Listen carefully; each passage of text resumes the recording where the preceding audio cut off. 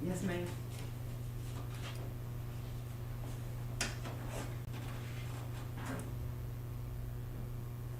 Are we live voting? Yes. About record? Good evening and welcome to our Board of Trustees Transportation Study Ad Hoc Committee meeting. And this meeting is held in accordance with the Freedom of Information Act. The news media has been notified and a copy of the agenda has been made available to the public. At this point, we will recognize that this meeting is open to the public, but with limited first come, first served seating due to COVID-19. All persons wishing to attend the meeting by virtual means may do so via YouTube, Sumter School District Board Meetings, and Sumter School District's Facebook page. At this time, we'll have our meditative followed by the Pledge of Allegiance.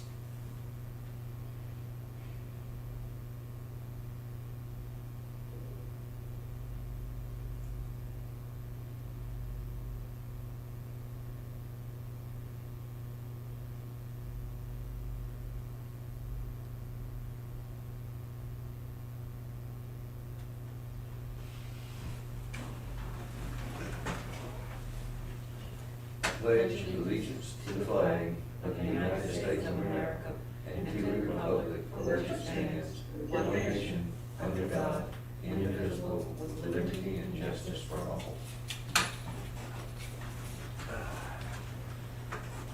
The mission of Sumter School District is to equip students to be responsible, successful, and productive citizens in a global society. Our vision, Sumter School District develops and cultivates competitive students who embrace diversity, act responsibly, and contribute positively to society. Our mission of this committee is to ensure Sumter School District provide transportation services that will allow opportunities for all children to arrive and depart school in a safe and efficient manner while including the voice of all stakeholders. Our vision is to ensure all students enrolled in Sumter School District will be provided with transportation that is safe and sufficient while supporting staff with growth opportunities to achieve the mission set forth by the ad hoc committee. Our committee members are myself, J. Frank Baker, and I am chairman of the Transportation Ad Hoc Committee.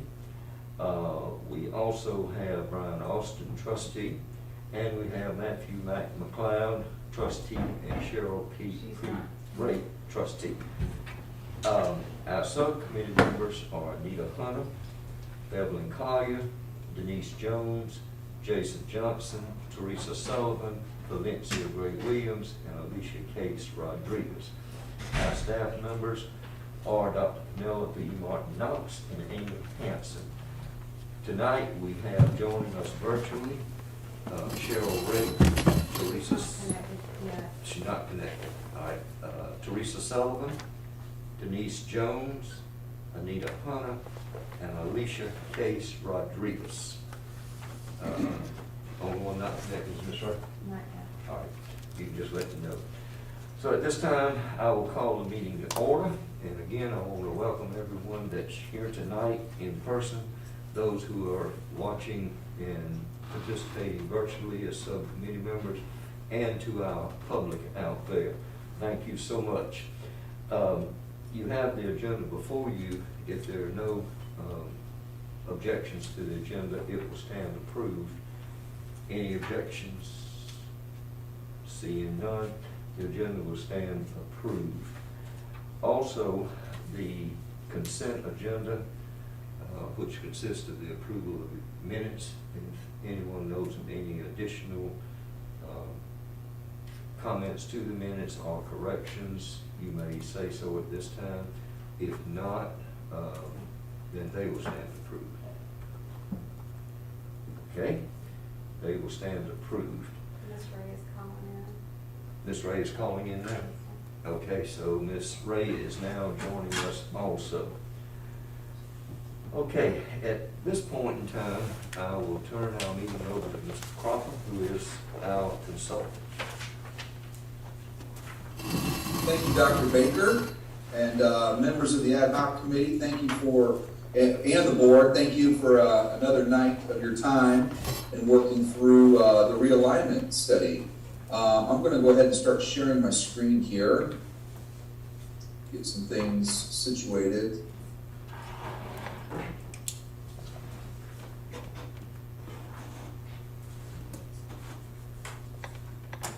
Okay, move one more thing around.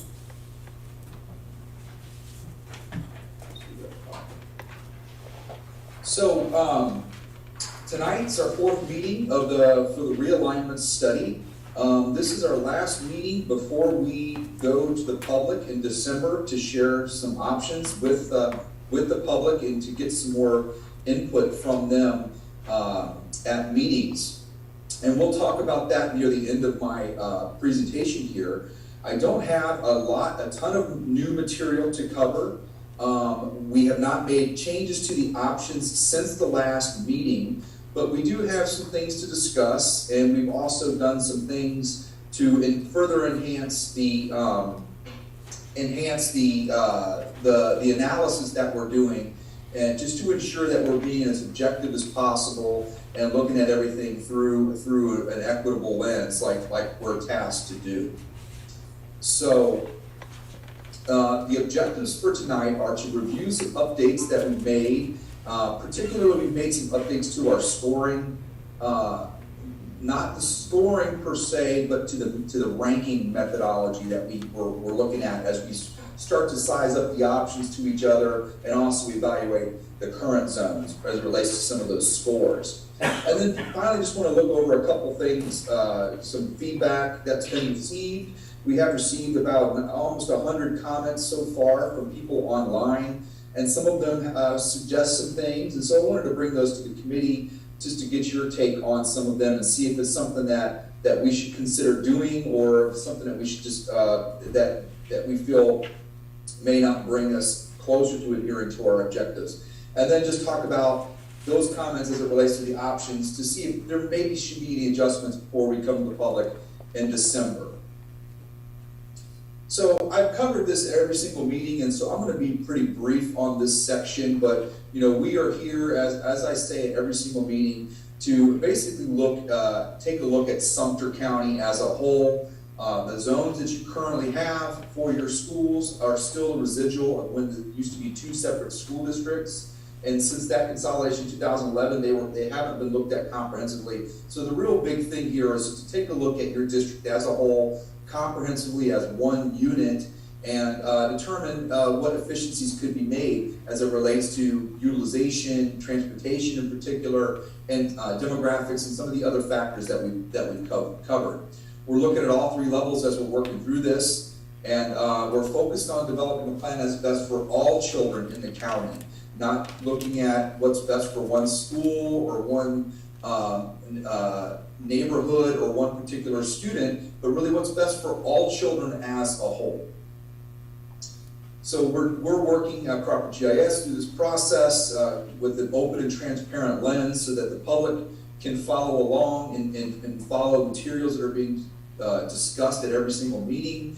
We're really focused on developing options that best align to those criteria that we've discussed at every meeting, addressing balances in utilization and as well as transportation, and looking at everything holistically. And the expectation is that the recommendation will come to the board in March of next year. So moving right along the calendar, we've covered a lot of ground since we first started. As you can see, first started meeting with this committee in August, and you can see how much ground we've covered since then. And we still have a good amount of time left, but we're at the point where we're having our last committee meeting before we go to our second public info session that's scheduled December 6th, 7th, and 8th. And I'll provide some more details on locations of those and times here at the end of the presentation. Once we get done with that public info session in December, we're going to take a break and regroup again in the beginning of second week, I think around the second week of January. A couple more meetings in January, and then we'll be going back to the public again in February. So a lot more time still to review and vet these options, and really just focusing on taking some options to the public in December at this next phase, and getting some additional input from stakeholders in the community. So since our last meeting, we have been tracking comments that have been provided, that have been coming through on the general feedback form. On our website, sumterrealignment.com, there is a general feedback form there where anybody can go on and type in any comments at any time. We have posted the updated comments, I think as of yesterday, on the sumterrealignment.com under this meeting category. So if you wanted to go in there and look at the comments, it's a rolling total of all the comments that have been received so far, and you can go and look at those. We are studying those, and we've put those into some typologies, grouped some of them together, some common themes to talk about tonight, just to give everybody an update on what we're seeing from the general public. Like I said, we have the same two options, 1B and 2B from the last meeting. We haven't made any changes to those. And so the handouts that you have tonight and what you received the last meeting for those options, the numbers have not changed. Those options are also available on our interactive map at croppermap.com/Sumter, which is getting a lot of activity. Some new things to analyze tonight is we have revised our option score and ranking chart evaluation. Since the last meeting, there's been some discussion amongst the board, a few board members talking about concerns about how the way that we're evaluating options in that ranking method isn't necessarily equitable, and we're giving more weight to one criteria or another. And we've taken that into consideration, and we've actually made some changes to address those concerns. What we're doing now is we're basically giving a score, showing a table that has the raw scores, as we talked about last meeting, for each criteria element and for current and the options. And then we're doing a ranking table that basically shows which one has ranked the best between the two options. And then we've summed those up to give you kind of an idea on how the options compare to each other in regards to the ranking. And that's something that's fascinating to me, and it's something that we'll be sharing with you here shortly. And some of the things that we made changes to with our scoring was that the impacts are now shown at the total impacts in our raw score chart, as well as average transportation time. And so really what we've done is we've isolated the scoring mechanisms in one table, and then we put the ranking in another table, just so that we can make sure that we're looking at things as equitable as possible as it relates to the criteria. So I want to dive into some of the feedback that we've received and just to have a conversation about some of the things that we've heard over the last couple of weeks, couple of months.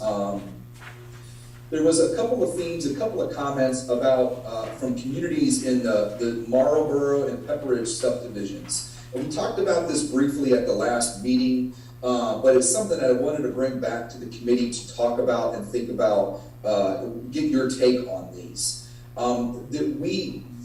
I have on the slide, I have the area that's Marlboro Estates that's located here. And you can see the bold black outline on the map shows you that this area is currently within the Sumter High School attendance area. In our options, we're moving, there's a railroad track that runs along through town. And so we divided some of the areas along that railroad track and sent them to another high school. They're going to Lakewood High in our options. So these communities have expressed some concern about proximity to their school versus Lakewood versus being moved to Lakewood High. Some of the concerns that they are talking about, that they say that they are within walking distance to Sumter High School. I know that it's crossing over some roads that look like they may be more significant roads on the map, but the comments have said that they could walk to the school, and they were suggesting that possibly moving it down south to the river, which is really where the current Sumter High School line follows. Other comments from Marlboro saying that they're close enough to the high school that they can They can walk to the stadium for football games, and they can hear the football games being played and things like that. We looked at the potential of moving these areas, just doing some back of the napkin counts to see what would the impact be if these areas were to stay in Sumter and not move to Lakewood. It would take, what would happen was, it would take Lakewood from 60% utilization down to 50%, and Sumter would go from 72 up to 75%. You're talking about 77 high school kids in 3 planning blocks in this region that makes up these neighborhoods. It doesn't have an impact on the feeders or on the demographics, but it does create more of an imbalance in utilization. I think that look in terms of transportation distance, I would say that it is closer to Sumter High School than Lakewood. As you can see on the figure on the map, Lakewood's down here and Sumter is over here. They're not very far from Lakewood. They could probably travel down Lewis Road and get to Lakewood pretty quickly. But what do you guys think about this particular topic thread that's come across by a couple people on the general feedback forum? Anybody on the committee want to provide any thoughts about this in relation to any of the things that I've talked about? I'll begin and then yield to the other members. Bear in mind, Mr. Crawford, now the stadium is not located at the high school. The stadium is in another area, and rightly so. Marlboro particularly, they can walk from their homes to the stadium. But you made a very good point. There's an extremely busy highway. If they were walking actually from those 2 subdivisions to cross, and it would be very dangerous. Pinewood Road with a tremendous amount of traffic, and then if they came and made a right out from the developments, they would still have another major intersection to cross. So to me, that would create a dangerous situation for kids walking to school. So I'm going to yield now to our committee in person, and then we'll come to our folks that are virtual. Ms. McLeod, wait a minute. Can I speak? Yes, ma'am, Ms. Ray. If I heard it correctly, that changed the utilization of Lakewood quite a bit. Is that right? That's correct. So I could see where just leave that neighborhood to go to Lakewood. Okay. All right. Ms. McLeod. Well, on what you were saying there, that is quite a walk from Marlboro all the way over to Sumter High School. So I would bet if we didn't have buses going to Marlboro, there'd probably be a lot of discussion about that. A lot of discussion, you're right, I agree. Ms. Dawson? I concur with everything that's been said, and the only thing I was going to say is that I think that we need to keep our focus on making sure that the options address as many of the criteria as possible, and not singling out just one criteria that may be an inconvenience for some. So if we stick to the criteria, I think that that's the best option to go with, and leaving it as it currently is presented, I think is the best option to go with. Okay. What about Ms. Sullivan, Ms. Jones, Ms. Hunter, or Ms. Rodriguez? Agree. I think we leave it as it is on the map for the options, and once we vote on the board votes on the option that they choose, we go with that. We have to follow through with the process. Okay. All right. Ms. Sullivan, Ms. Jones, Ms. Hunter, any comments? Ms. Alicia Case Rodriguez, she typed something in the chat box. Yeah. Just put that I agree with the comment in the room that the criteria was set for a reason, and if we start teasing out little specifics, then we get away from the pure element of what we were looking for. Okay. And I agree also. Okay. All right, anyone else? All right, Mr. Crawford, did you hear all of those comments? Yes, I did, and I really appreciate for the conversation. And I'm in agreement with you guys as well. I think that the utilization component is something that that makes it a challenge to address this. If it were something where the students could walk to Sumter High School safely, that may be a different and carry some more weight. But knowing that some of the other details about how the stadium isn't connected, and that started to make sense when they said they walk to the stadium. So, but if it's not at the high school, that makes more sense now. And so I'm in agreement with the group in terms of their opinion on keeping this and not making an adjustment here, with a focus on what's best for all and for all schools within the county. And so I think that's really good and very appreciated. Okay. There's another group of questions or comments that were provided, and there have been several comments about Kingsbury and Wilder. The current zones, as you recall, I'm not sure if you recall, the current zones for Kingsbury and Wilder have an area where Wilder comes down under Kingsbury and pulls an area into Wilder.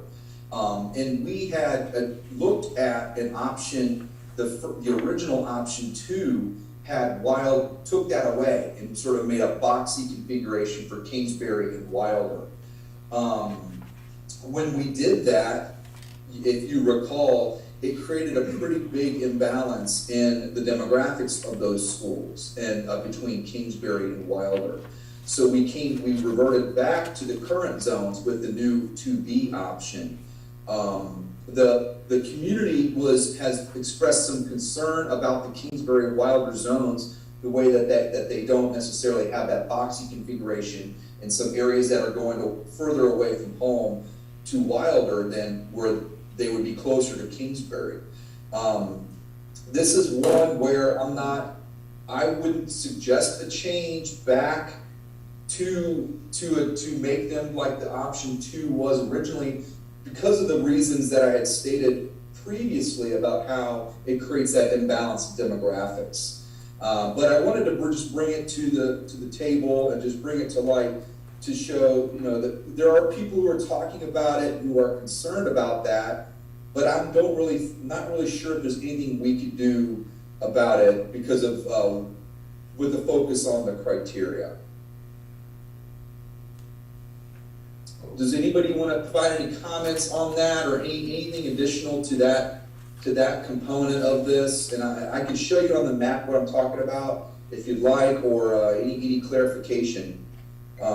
Anybody else have any concerns with my thoughts? To understand that there are concerns here with the proximity, but I think that but I'm more inclined not to make a change to address proximity because it creates a bigger imbalance in demographics.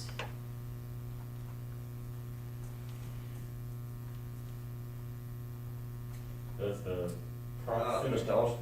the proximity would be impacted both ways. For Kingsbury, there are some students that are zoned to go to Kingsbury in these options that will be closer to go to Wilder. Is that correct as well? And vice versa? Let's take a look here real quick. Let's see what my map is.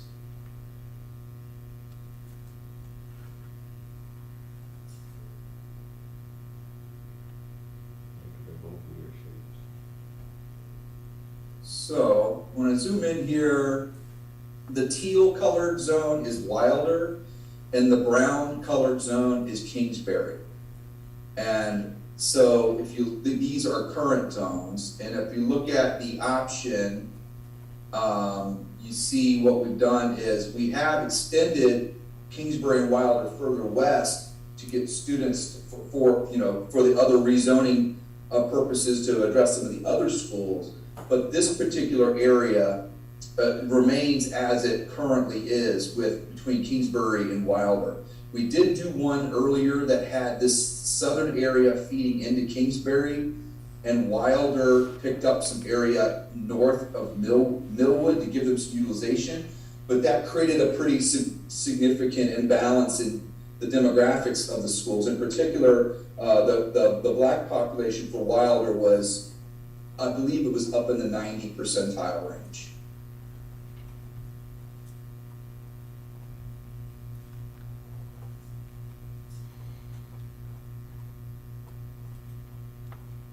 And so you could see that option 2B, we keep option 1 and 2B the same configuration.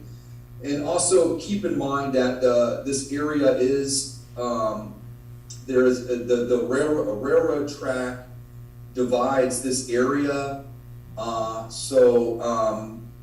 And you know, I'm not sure how walkable of a situation it is for these communities to go to Kingsbury. I believe that they are being transported. Even if they were to go to Kingsbury, they would probably have to be transported to Kingsbury. Would you guys know anything about that in terms of off of Kingsbury Drive, communities on the west side of the railroad tracks? Would those kids, elementary kids, be able to walk to Kingsbury Elementary School? They would be transported. They could walk, but again, it becomes a safety factor, so they would be provided transportation. So if they're being transported, if you can see Wilder, it's not that much further away than Kingsbury. They are correct that there is a school closer to them, but as we look at all the factors like we've talked about with the criteria, you have to weigh all the different factors. And the zone configuration that you have right now, as it shows on the map, really does the best job, in my opinion, in this region of handling balance of the different criteria, in particular the utilization, demographics, and transportation.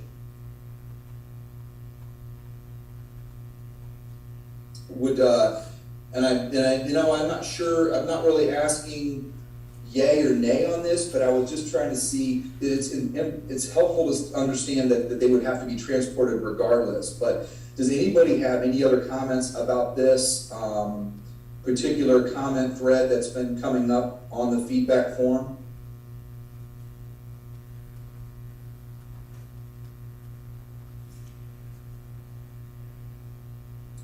So if we don't have anything, then that's we can always come back to it. Or I don't want to jump ahead. If anybody needs a little time to take a look at it, or explore anything. Does anybody have any questions about this?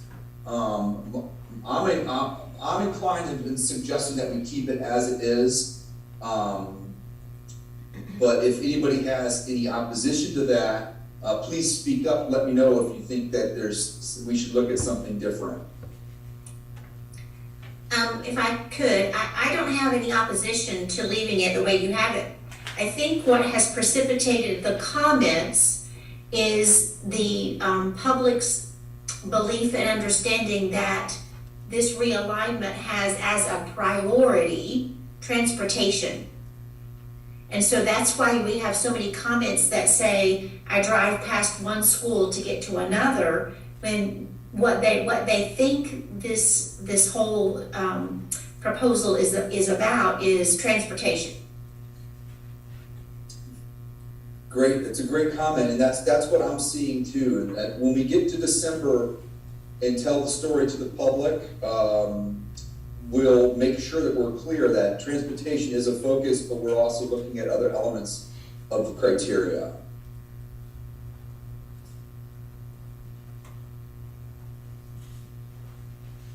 Okay, well, thank you for that. I think that's helpful and helpful for me and James as we work through, looking through the comments. Again, when we look at these comments, we focus on what comments could be addressed to bring us closer to adhering to our criteria. And really, it's not a matter of a number of comments necessitates a change as more of a matter of the comment bringing us closer to adhering to our criteria. So I've said this before, we could get 100 comments of people wanting to move one area to an area that may not bring a change, where one comment may come across that does bring us closer to the criteria where a change could be made. So, so thank you for that. There was another thing that we've seen a lot of comments come across about concerns about seniors moving in their last year, and a lot of even some high school kids saying, I don't want to leave my last year. I'm coming up to my final year and things like that. And one of the things we wanted to bring this up just so that people can, on the viewing public can hear, as well as something that we'll reinforce in December, that the board has provided a legacy enrollment provision, also referred to as grandfathering, that allows that rising senior to finish out at their same school.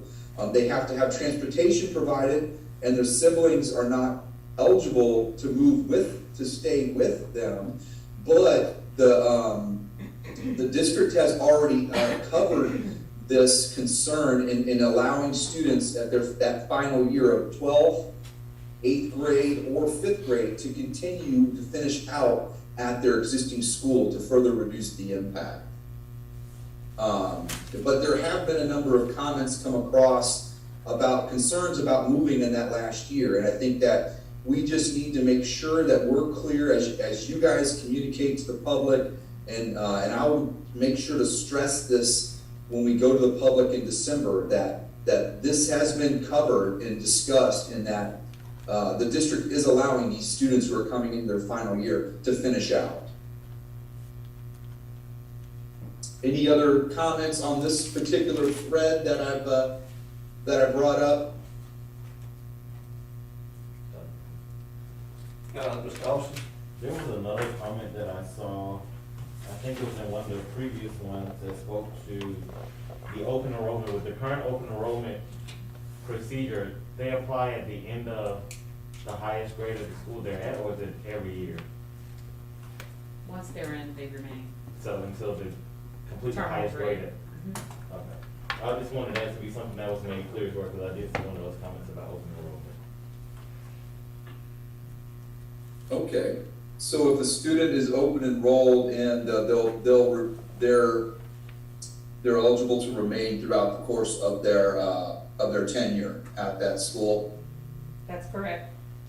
Okay, and with the realignment, say the realignment takes effect, and somebody open enrolls in, will they still have that same, currently would still have that policy would still hold? That's correct. Okay, and that open enrollment is for special programs such as the IB program at Sumter, or whatever that may, any program for like that, for example? Yes, sir, that's correct. Okay, okay. So it's really open enrollment for program specific uses, not just more of an open enrollment, I'd like my child to go to this school, but more program driven policy related to that open enrollment. And that would be correct. Okay.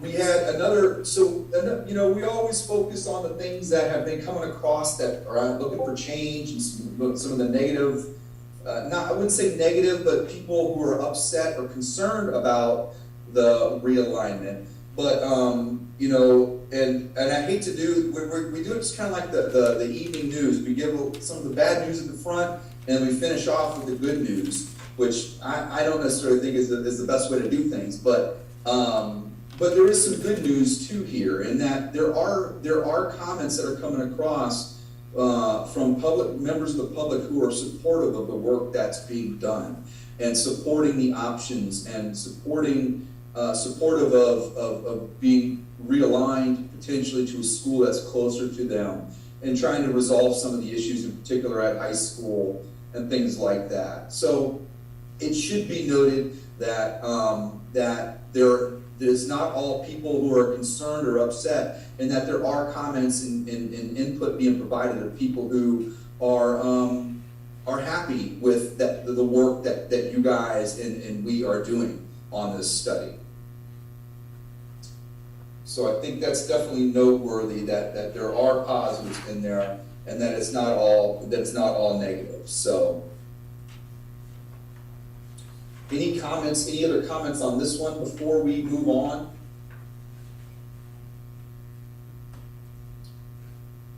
So we will continue to track feedback that's being provided. I know that James and myself check it on the daily and see what's coming across. And I know that as the media puts out stories updating the public on the process and things like that, we see more comments come across. So we're very appreciative of the input that's being provided by the public and all of the media partners and everyone who's working to get the word out and communicate to the stakeholders of Sumter County about this process. So really happy with the input that's being provided as we continue our work.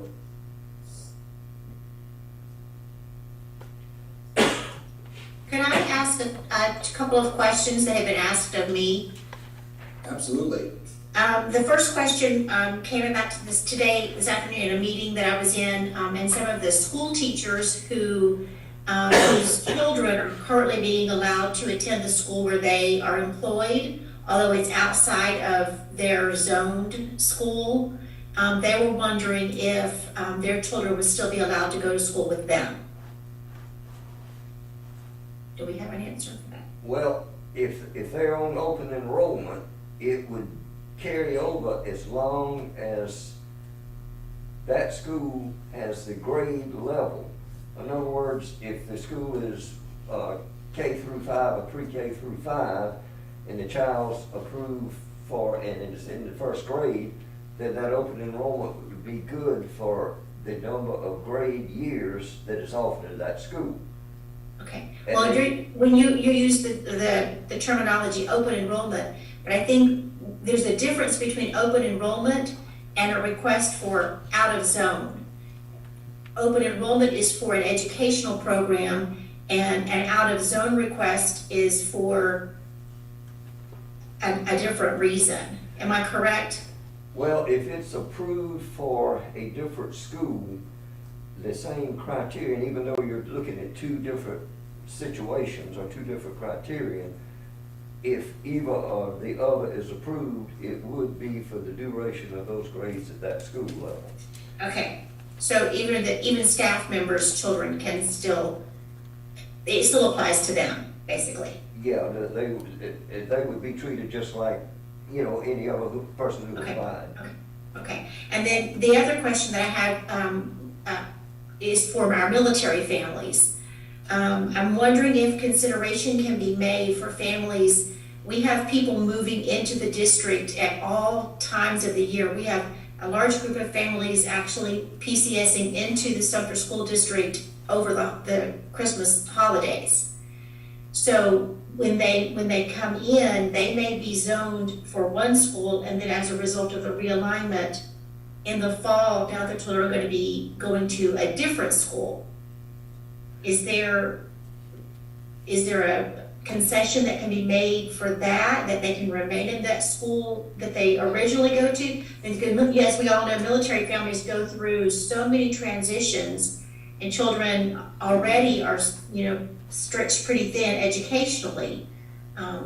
So I don't know if that's something we could consider, allowing military families to get some kind of I hate to say a special accommodation, but to prevent their children from having to go to another new school 6 months after they've just arrived in one school. If we could do that, I know that would be greatly appreciated.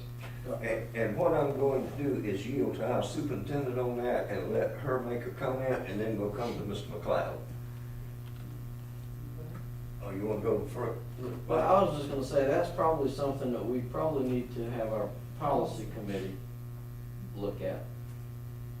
Okay, thank you, I appreciate that. And Ms. Jones, I would like to yield to the superintendent, because I know a lot of these, and you make an excellent point, because that happens with the military. So I want to yield to Dr. Martin Knox and just let her share how she handles situations like that. And so, I agree with you, Mr. McLeod, about taking it back to the policy committee so that we are consistent. But we usually look at it on a case-by-case basis, and oftentimes it could be classified as a hardship case. So the last thing we want to do is disrupt our children on a regular basis. So that's why I said we would do it on a case-by-case basis. And so if there's a matter that we need to look into, Ms. Tanya Addison is the one who handles those matters, or they can be brought to my attention. But we definitely want to make sure that our children are secure in their educational track. Thank you. On behalf of all of our military families, I thank you. And yes, both of those questions are more policy driven and really come from the top in terms of a directive from the board regarding teachers' children or special cases and, for example, military families. So I will keep it noted on my radar, and as the board deliberates on that, we will provide some updates to you when we have more information regarding those components, and definitely take note of it and see if we can't provide a more clarifying answer to those who are curious about that. And Mr. Croft, I want to note from Mr. McLeod's recommendation, Mr. Austin chairs the policy committee, and I'm sure he is making note to carry that back to our policy committee. Okay, great. Do you know when they meet? Do they meet before December 6th through 8th? I believe they're meeting December 2nd. Is it December 2nd, Mr. Austin? Yes, they were meeting December 2nd, so it's very timely. Okay, and you know, we can cross that bridge when we get there. We don't necessarily have to have an answer by December 6th. If it's still too early to provide an answer for some of these to the public, we can at least say that it's been addressed and something that we will follow up once the district and the board has a firm decision on these. Okay, yeah, that would certainly be the course we would take. Okay. Any other questions that you know? I think I really appreciate it, Ms. Sullivan, and bringing up those questions that people are asking you that you're hearing. Are there any other questions that, as you guys work and you know, and outside of committee and things like that, is there anything else that people have asked you and you're thinking, you know, I'm not really sure I know the answer to that, let me find out? Is anything else that you think that we should talk about as a group?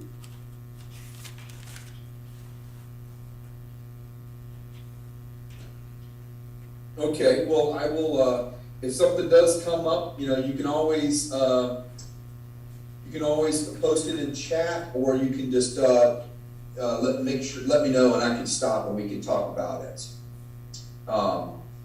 So moving on, I want to talk about our options scoring. And so, like I said, the focus of our scoring methodology and the scores, the tables that we've been scoring and evaluating, is really to further enable this group and ourselves as consultants to focus on everything and making data-driven decisions, and focus on making equitable decisions that are equitable and in the best interest for all children. We have, so what we've done is we've split up we've isolated the scores into one table, and then we've done ranking in its own table. Before, we were intermingling some scores with ranking, and when you sum those up, the total wasn't necessarily apples to apples, because we were scoring up a large number for, say, utilization, but a small number for a 1 through 2 or 3 ranking. And it was brought up by a couple board meetings that I remember hearing, and then also talking with some community members about it.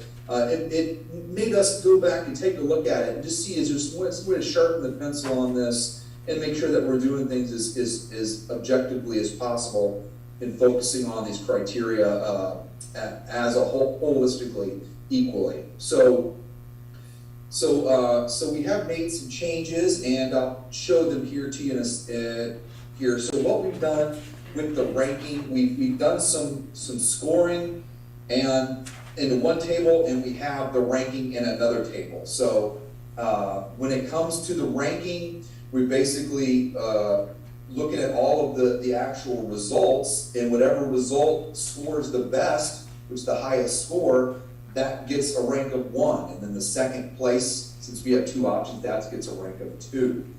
So let's take a look at the first table here. And this is really good stuff. This basically takes all of those specific individual detailed school-based tables, all the 50 pages of statistics, and puts them into a good summary document here.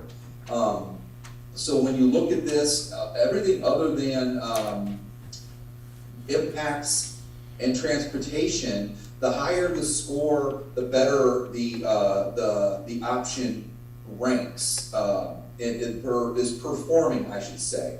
So when you look through here, you can see, looking at things, we don't have a sum on this table of data, because it's really, this table is designed to look at one line by line and see how they're performing. I love this table because it helps me see how are we compared to the current. Are we getting better? Then are we scoring better than the current, or are we scoring worse? And I think in most cases we're scoring better. So if you look at this, you know, the impacts are what they are. There's no data for the current because kids aren't impacted current. So if you look at the impacts, you can see at elementary, the 2B option does impact more than the 1B option. And looking at utilization, the scores for utilization for elementary, both options are performing better than the current zones in terms of creating that balance of utilization. And average transportation distance is the one component, one of the few components in the table where the current is doing better than the options for elementary. And this was something that I brought up last meeting. The main reason why you see the numbers bumping up, although they're a slight bump up from current, from 3.58 to 3.62 or 0.63, is related to Rafting Creek and drawing more students into Rafting Creek to bring their enrollment up. We expanded the Rafting Creek area, and that area, and the result of that is creating a little bit longer of overall average transportation distance. This was discussed by the board as a whole, and they determined that they wanted to. The board had a discussion whether the expanded Rafting Creek zone is something that we should shy away from or continue to explore as we evaluate options. The board deliberated on this, and they determined that it's really focusing on a holistic viewpoint of all these criteria, and that Rafting Creek should not be excluded from the study, and that any area is subject to impact. And so the board acknowledged that the Rafting Creek area is expanded in the zones, and they did not do anything or give us any direction to not do that, but to keep the trust in the process and keep following and focusing on all factors here. And if you look at demographic diversity, the scores for the options are scoring better than the current as it relates to the demographic scores. And the elementary to middle school feeder, the option 2B is scoring the same as current, and the 1B is scoring 2 points poorer than option 2B and the current. You're looking at middle schools, option 1B impacts 824 students and 2B impacts 577. So a lot more students impacted in option 1 for middle schools. But looking at some of the other down the line, utilization, the options are performing much better than current in terms of having a balanced utilization. Transportation distance is better, although it's not a substantial change. It is performing better in terms of transportation than the current zones. And then demographics as well, that more of a balanced demographics across the schools. And middle to high school feeder pattern is one I talked about. Currently, you have all of your middle schools feed the high schools 100%. So that's hard to beat. That's pretty much a perfect score. And so as we do our work, the middle to high school feeder scores are not performing as good as current, but the benefit is that all of the other scores are showing better performance. And then finally, high school. Looking at high school, the options, both of them impact close to the same number. The 2B impacts more, 2,119 versus 2,067. But utilization, you can see, is performing better. A score of 7 and 6 versus a 4 for the current. And most importantly, the big benefit that we're seeing here is the impact on average transportation for high school. And this is what I expected, in that currently the average distance for a student to go into school, average transportation distance is 7.5 miles. And these options bring those down to 5.95 or 5.92. And so that really had a substantial improvement. Currently, some students are, I think it was Sumter High School was on average about 3 miles, and then Crestwood, I think it was about 11 miles. So there's a big difference between the high schools in terms of their distance to schools. And the work that you guys and we have done, we're bringing these distances from students to school for all 3 schools to a more equitable situation. And that's showing up in our numbers here. So, and it's important to talk about because this being an ad hoc transportation committee, we're clearly seeing an improvement in transportation in these options compared to the current zones, in particular high schools. And then in terms of demographic diversity, the demographics are, for the current, are performing better than the options. The current is 33, and option 1B and 2B are 28 and 31. And you look at those individual school demographics, and none of them are falling greatly away from the average, although there are more spreads of demographics in the options than there are currently. And so, looking at, I like to have them no more than 15% outside of the average, and we're within 15%, I think, closer to within 10% of the average as you look at the demographics. And so, these are the results of the scores in the actual scoring table. Did anybody have any questions about these or any comments about this particular table?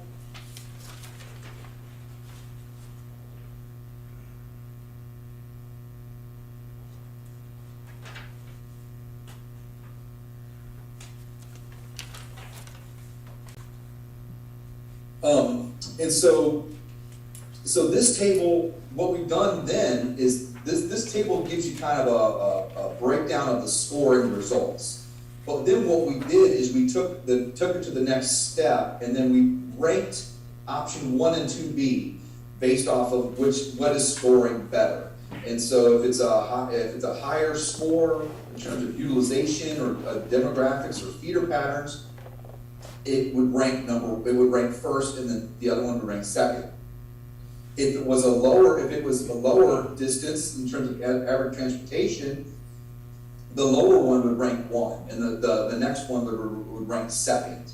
And so, and then it relates to impacts. The one with the lesser impact would rank first, and then the next second impact would rank second. So taking a look at the rankings, basically looking at them and seeing which ones, looking at all these criteria, which ones are ranking first versus second, and how does that, we've rolled them up into a total so that we kind of see how they're performing overall in terms of the rank. And you can see here, it's interesting, but option 2B is performing the best overall at elementary, middle, and high school. High school ranks the same, the total sum of the ranks for high school are ranking the same, where it's getting second place in a couple categories and first in another. It swaps at the high school. But it's a close run here for these two options, but the option 2B currently is performing better in looking at as it relates to the scores than option 1B. Does anybody have any comments or questions about the scoring? And this is what we will take to the public in December as well, and talk about these to help them further analyze the data that we're looking at.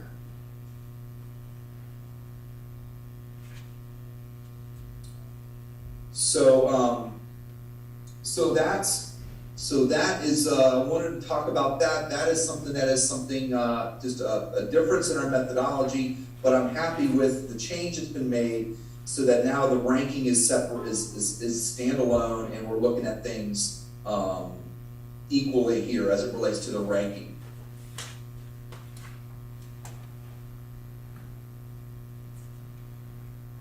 All right. Well, if there aren't any other questions, let's talk about December 6th. So this was something that I was just brought to light here. The public information sessions are scheduled to go from 6 to 7:30 at the high schools. I have here, I say, please arrive at 6:30, committee members.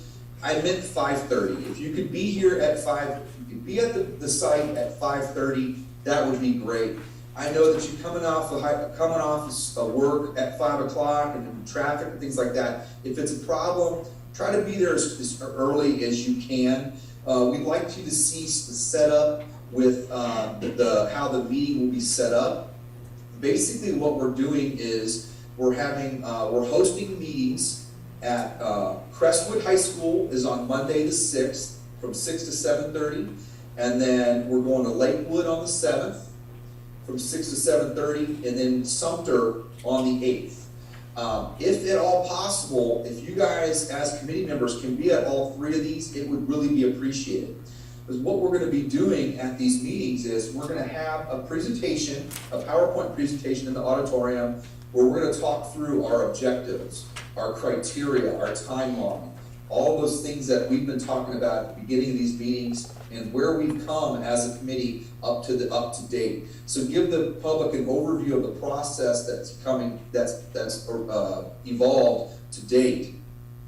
After the PowerPoint presentation, we're going to have maps posted out in a public foyer out in the open on either walls or on easels. So we'll have the options 1B and 2B posted, and we'll also have some statistics. The numbers will be posted on a large format plot. And we'll have a couple of copies of these, maybe 2 or 3 copies available, and so that people don't bottleneck at maps. And what we ask is that members of the committee, as well as myself and James Cooper from our office, will be there around maps, talking with members of the public about the maps. If they have a question about where they're going, we'll help them orient themselves on the map and understand, here you are in the current map, on each option you're at these zones. Listen to the public, what the public has to say, and have conversations somewhat like a gallery walk type of format. But there will be, we are designing an additional survey specific to this effort that we're going to ask guide the public to participate in. And so when we get to these meetings, it's important to have these conversations with members of the public, but it's also more important to stress to them to please relay these comments, these conversations into the survey so that everybody can benefit from the input that's being provided. Anybody have any questions about the format of the public information session? Just take note that 6:30 is actually supposed to be 5:30, and we'll update that, make sure it's updated on our website as well. Is that 5:30 for all 3 of the meetings, or just for the first meeting? The question, Mr. Cropper, is that 5:30 for all 3 of the meetings or just the first one? That's a great question. I don't really see any need for you to have to be there early for all 3. Just because it's going to be the same format for all 3 meetings. So if you get there maybe early at the first one, see how it's laid out, just kind of see how it's set up, and then and just for your benefit, you can kind of take a look at the maps and kind of the statistics, and it's everything that you've seen already. We're gonna have them blown up in large format. But I don't think you need to be there early for all three. If you don't get there early for the first one, or you only come to the second one, try to get there early. But and if you show up at 6 o'clock and you have a question, myself and also James will be there. And, we'll be happy to answer any questions you guys have at the maps. One of the things I'll tell you is that when you get to these meetings, the emotion is there. There will be emotion in the room, and people will be upset because they're looking at moving in these options. And I always tell committee members, if you're dealing with somebody who's very upset, or is any kind of confrontation, or just out of your comfort zone, please send them my way. I'm used to doing this on a daily basis, and I'm more than happy to talk to anybody at any level of intensity. So just please feel free to direct someone my way if it starts to get heated and it's out of your comfort zone, or you can't answer the questions.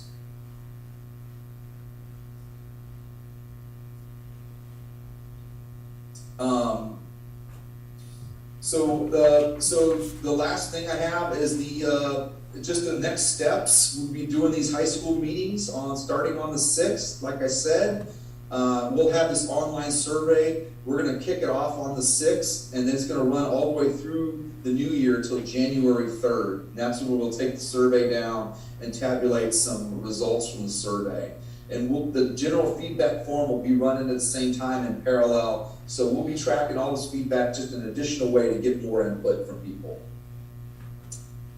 So if we don't talk to you at the 6th through the 8th meeting, because we will not be meeting as a group in December, because we have these public information sessions. The next time we get together as a group will be Thursday, January 13th at the same time.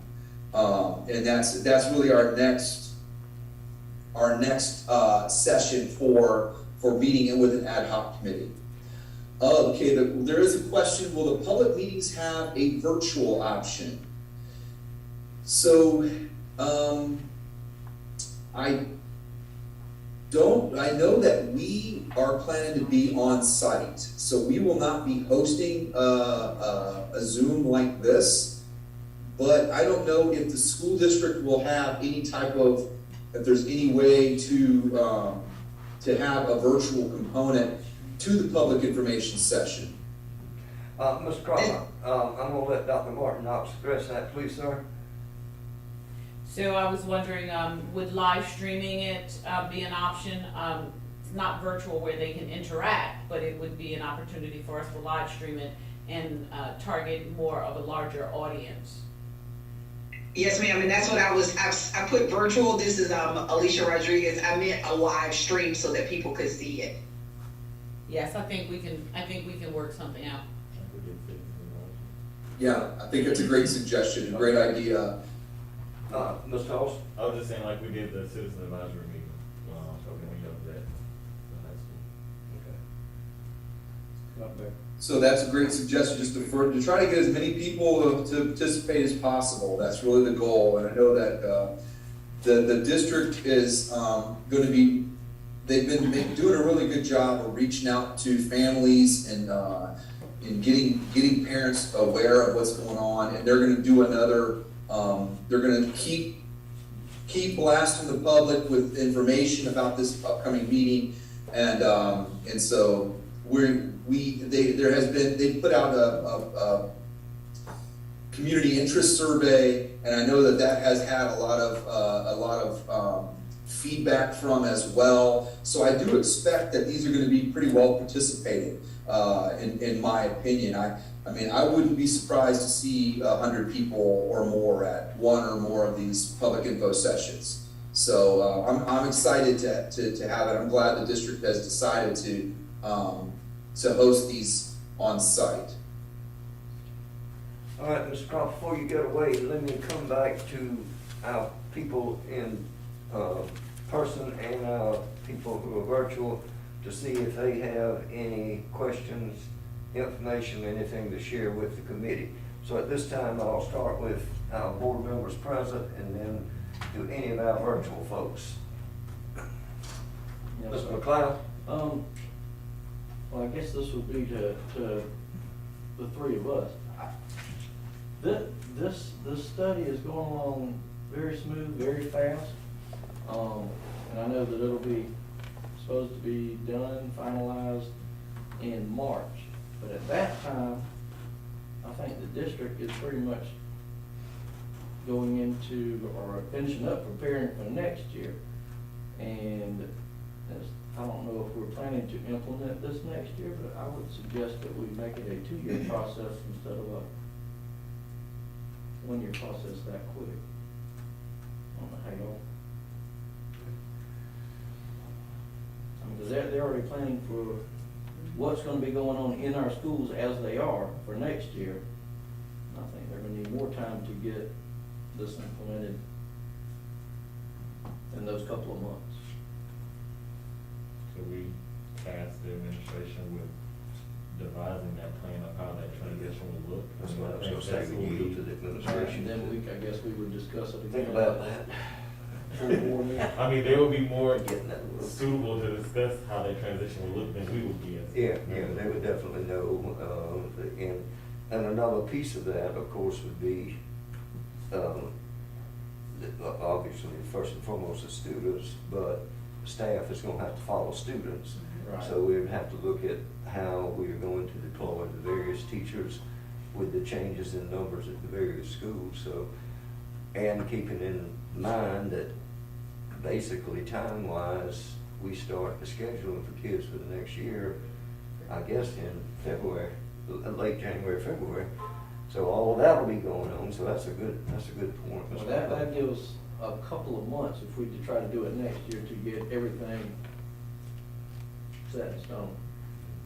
So,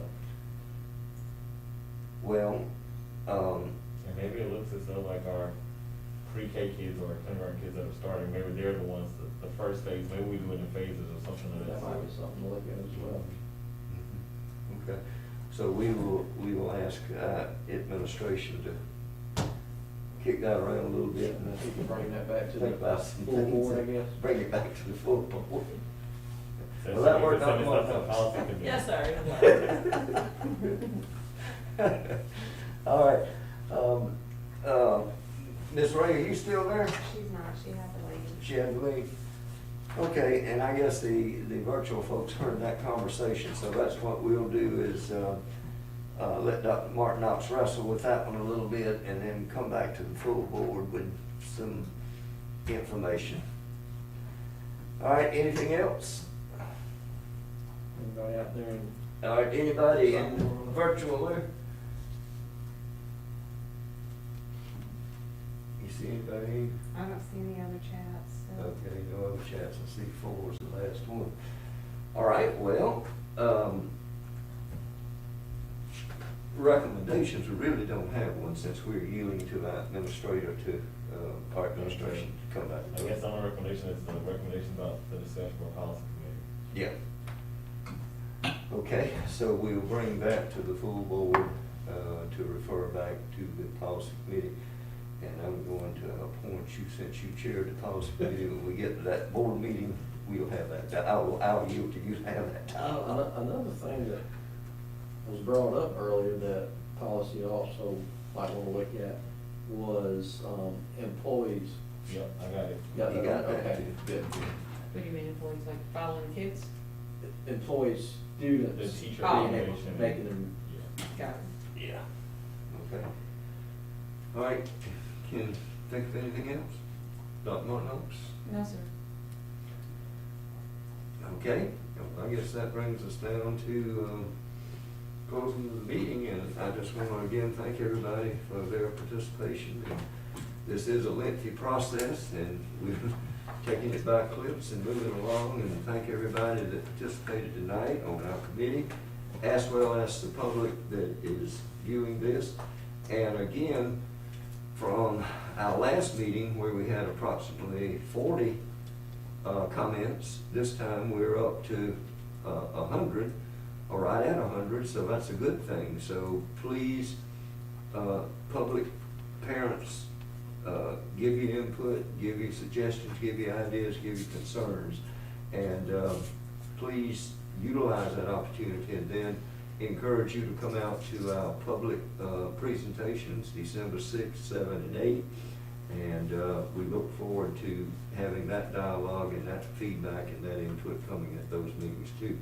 Now, having said that, I'll call the meeting to a close and we will adjourn.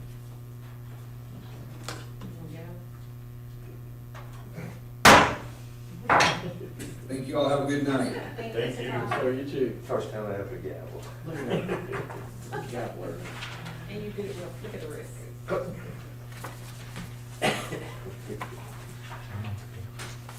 Thank you. Was that the sign for all?